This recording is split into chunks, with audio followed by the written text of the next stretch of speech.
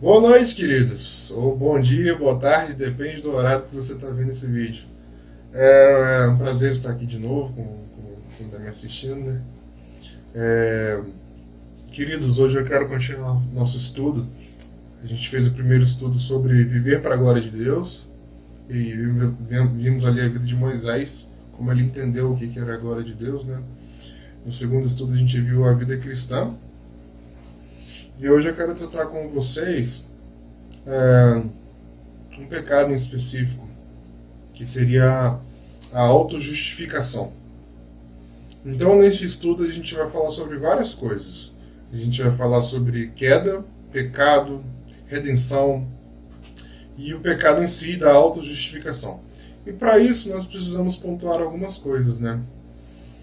A queda, queridos, quando Adão pecou, teve implicações, tem implicações até hoje e vai ter até o dia de Jesus voltar, né? Houve uma quebra, quebrou o nosso relacionamento com Deus. E essa queda, em termos de justificação, representa uma perda total de justiça própria. E também uma perda total da capacidade de ganhar a justiça de volta, né? E tem alguns versículos, queridos, na Bíblia, que falam a respeito disso, sobre nosso estado agora como pecadores, por causa da queda do pecado de Adão. Eu queria compartilhá-las com vocês. Esses versículos estão no capítulo 3 de Romanos, e o primeiro que eu quero ler é o 9, 10 e 11, que fala assim: Pois que, somos nós mais excelentes? De maneira nenhuma. Pois já dantes demonstramos que tanto judeus como gregos, todos estão debaixo do pecado. Como está escrito, não há um justo, nenhum sequer. Não há ninguém que entenda, não há ninguém que busque Deus. Agora o versículo 23, o versículo clássico, né? A maioria dos cristãos conhece, né? Porque todos pecaram e destituídos estão da glória de Deus. Né? Queridos, isso fica uma pergunta pra gente refletir. Eu vou abrir um parênteses aqui, eu vou fazer uma pergunta, peço aos irmãos que os irmãos reflitam nessa pergunta. Se sou pecador e a minha carne rejeita naturalmente a Deus, como os versículos que lemos, né, nós estamos destituídos, estamos separados, como hoje nós somos cristãos? Como nós nos tornamos cristãos? Reflita nessa pergunta, querido. Enfim, vimos que de maneira bem resumida, né, as consequências do pecado de Adão, e agora vamos continuar com o tema proposto, que é a autojustificação. Eu tenho muita dificuldade em falar essa palavra, né? A definição do termo autojustificação é confiança na própria justiça. Confiança na própria justiça. É confiar em si mesmo.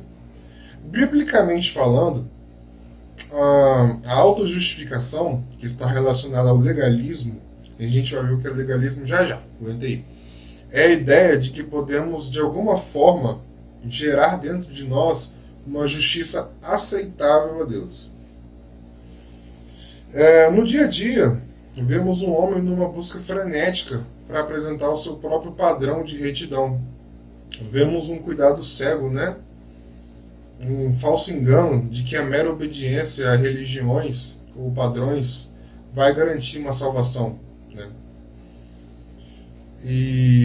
Mas as pessoas se esquecem de que a integridade que Deus exige nos seus mandamentos, ela não está demonstrada numa adaptação externa aos padrões da lei. Vamos deixar isso mais simples para a gente entender. Algumas pessoas acham, muitas pessoas acham, que para serem espirituais, elas precisam evitar o cigarro, bebidas alcoólicas, danças, filmes, roupas, mais o que? Assistir televisão, não pode ver novela, não pode fazer um monte de coisa. As pessoas impõem regras e falam que seguir essas regras a pessoa vai alcançar a salvação, né? E a verdade é que essas coisas, querido, evitar essas coisas não é garantia nenhuma de espiritualidade. Nenhuma. Na verdade, viver dessa forma te garante apenas uma vida legalista. Infelizmente é isso. Mas o que é legalismo, né? Agora a gente vai ver. Procurei uma definição bacana e achei aqui uma definição boa para a gente trabalhar nela, né? Legalismo é o estilo de vida de pessoas que acreditam que o cumprimento das regras torna o indivíduo merecedor do favor e da salvação divina. Nesse sentido, queridos, a justiça que Deus exige é muito mais do que mudança de vestes. Vai muito além de não tocar, não provar e não manusear, como diz Paulo, acho que em Colossenses, né? Ele fala lá, não toqueis, não manusieis, não proveis, né? Queridos, agora nós temos alguns exemplos, né? No Novo Testamento, de Jesus tratando esse problema na época dele. Ele tratou esse problema com os escribas e com os fariseus, né? E tem uma parábola muito interessante, a palavra do fariseu e do coletor de impostos, né? Foi especificamente contada por Jesus ali a alguns que confiavam em si mesmos por se considerarem justos e desprezavam os outros, né? Eu convido os irmãos para abrirem a Bíblia de vocês em Lucas 18, nós vamos ler de 9 até o 14. E diz assim: E disse também esta parábola a uns que confiavam em si mesmos, crendo que eram justos e desprezavam os outros. 2 homens subiram ao templo para orar, um fariseu e outro publicano. O fariseu, estando em pé, orava consigo desta maneira: Ó Deus, graças te dou, porque não sou como os demais homens, roubadores, injustos e adúlteros, nem ainda como este publicano. Jejuo 2 vezes na semana e dou os dízimos de tudo quanto possuo.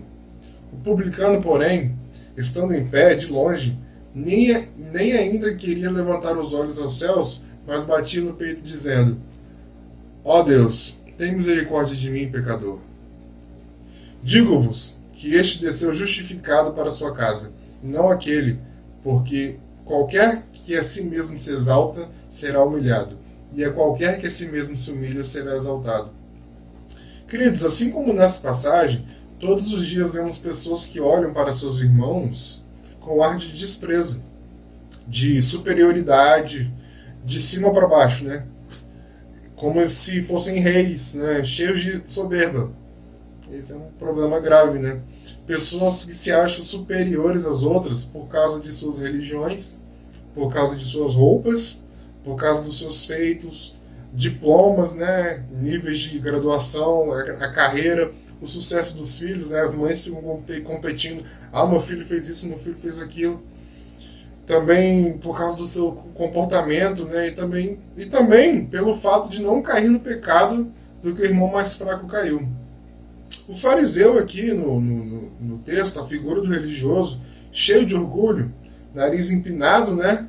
E cheio de vanglória, ele dá graças a Deus por não ser como os outros homens, como quem diz: os outros são ladrões, mas eu não. Ele falando isso, né? O pior de tudo é que ele, além de considerar o bambambam ali, o justão, né? Ele ainda enquadra todos os demais que estão ali, no caso o publicano, como ladrão, né? Fazendo uma generalização ali. Ele estava julgando o irmão, né? O servo ali alheio, né? E na continuação do texto ali em Lucas, depois os irmãos leem o capítulo todo, que é bem enriquecedor, vemos que ele não saiu justificado. Deus não veio salvar os justos, queridos. Deus não veio salvar os justos, mas ele veio chamar os pecadores ao arrependimento. Por outro lado, aquele que se reconhece pecador e que pede perdão a Deus, alcança a misericórdia e graça. Isso é maravilhoso. Isso é muito maravilhoso. E isso é que o Senhor Jesus está disposto a fazer. E por isso que ele veio e pagou o preço. Pois a ele toda a honra, toda a glória, todo o louvor. Ele é digno. Ele é digno e não nós. Agora um outro exemplo, queridos, que também Paulo tratou disso. Paulo também tratou sobre esse assunto, né, em uma das suas cartas, né. O tratamento de Paulo aqui sobre a justificação não é menos contundente, né, do que o de Jesus. Ele começou o seu grande argumento em Romanos a favor da graça de Deus a condenar a confiança hipócrita dos judeus na circuncisão. Essa história está narrada em Romanos 2, de 17 a 24, os irmãos leiam daí. E ele segue seu argumento no capítulo 10 depois. dizendo que os judeus tentaram ganhar aceitação com Deus baseados em sua própria justiça, demonstrando ignorância da verdadeira justiça de Deus, lá em Romanos 10:3. Né? Também, Paulo, de novo, na Epístola aos Gálatas, né, a igreja de Galácia, ele também abordou essa questão. Os crentes lá estavam sendo informados / enganados de que tinham que fazer certas coisas. Nesse caso, a prática da circuncisão, né, para serem aceitáveis a Deus. Né? E Paulo chega a dizer que esse é o outro evangelho e chama aqueles que o defendem de anátema, né, que seja amaldiçoado. Desse jeito que Paulo trata, né, nessa instância. Né? Essa história está narrada ali em Gálatas de 1, de 8 a 9. Mas ele diz aos seus leitores que se a justiça puder vir de suas próprias ações, então Jesus Cristo morreu em vão. Se nós podemos gerar justiça dos nossos próprios atos, por que Jesus morreu então? Jesus Cristo morreu em vão, completamente em vão. Então a justiça podia vir pela lei, ou simplesmente obedecendo a lei. Então, a conclusão de Paulo sobre os crentes da Galácia era que haviam sido tolos em sua tentativa de serem aperfeiçoados pela carne. Ali Paulo tratou com muita rispidez nessa carta à igreja da Galácia, né, sobre esses assuntos. Né? Ele tratou com bastante rispidez. Os irmãos leem a carta também, muito, muito boa a carta, e faz a gente pensar bastante. Né? Queridos, agora a gente vai tratar sobre justificação. Mas eu começo dizendo que hoje em dia pouca coisa mudou. Os crentes continuam a lutar com essa atitude. Queridos, faz parte de nossa natureza pecaminosa tentar fazer algo para merecer nossa salvação. Faz parte da nossa natureza pecaminosa nisso. A liberdade sob a graça comprada por nós pelo sangue de Jesus, sem nenhuma contribuição nossa, é difícil para a gente aceitar. É difícil para o nosso coração orgulhoso aceitar isso. É difícil para a gente entender, para a gente apreciar tamanha graça. O nosso orgulho nos impossibilita de compreendermos isso em sua perfeita instância. Né? É muito mais fácil e cômodo nos compararmos uns com os outros do que reconhecer que não podemos estar à altura dos padrões de um Deus santo. Né? Está ali o exemplo do fariseu, né, se comparando ao publicano.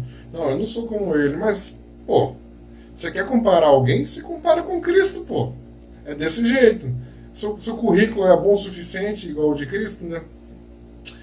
Então, em Cristo, nós podemos conhecer o perdão do pecado que nos vem através da sua graça. Nossa, é maravilhoso afirmar isso, né? Em Cristo, podemos conhecer o perdão do pecado que nos vem através da graça. Né? Porque ele permaneceu em nosso lugar. Nós nos beneficiamos de sua vida sem pecado e da sua morte carregadora do pecado. 2 Coríntios 5:21 vai falar: Deus tornou pecado por nós aquele que não tinha pecado, para que nele nos tornássemos justiça de Deus. É maravilhoso, queridos. Isso é maravilhoso. Por causa do sacrifício de Cristo, querido, por causa do seu sacrifício, podemos enfrentar o nosso pecado hoje e trazê-lo para a cruz, queridos. Ao invés de tentar de alguma forma ser bons o suficientes para Deus, a gente leva esses pecados para a cruz, queridos. E lá a gente se derrama em adoração. É isso. Somente na cruz podemos ver a graça que cobre todo o nosso pecado e derrotar a tendência constante para a autojustificação em nossos corações, queridos. É lá na cruz onde acontece a redenção, a libertação desse pecado, querido, de querer se justificar diante de Deus com a nossa própria justiça, queridos. É lá na cruz que acontece todo esse milagre, querido. Ou seja, a salvação é um milagre, é um milagre maravilhoso que Deus nos deu. O ensino aqui da justificação pela fé é o que separa o cristianismo bíblico de todos os outros sistemas de crença. Em todas as religiões e em alguns ramos do que é chamado de cristianismo, o homem tem de trabalhar em seu caminho para Deus. Apenas no verdadeiro cristianismo bíblico, o homem é salvo como resultado da graça através da fé. Só quando voltamos à Bíblia, vemos que a justificação é pela fé, independente das obras. A palavra justificado significa pronunciado ou tratado como um justo. Para um cristão, a justificação é quando Deus não só perdoa os pecados do crente, mas imputa nele a justiça de Cristo. A Bíblia diz em vários lugares, queridos, que a justificação só vem através da fé, queridos. Eu agora tenho alguns exemplos de alguns versículos, né? Romanos ainda, 5:1, diz assim, é um dos versículos mais claros sobre a justificação, né? Tendo sido, pois, justificados pela fé, temos paz com Deus, por nosso Senhor Jesus Cristo. A epístola aos Gálatas agora, né? Assim, a lei foi o nosso tutor até Cristo, para que fôssemos justificados pela fé. A justificação, queridos, não é conquistada por meio de nossas próprias obras. Em vez disso, somos cobertos pela justiça de Cristo.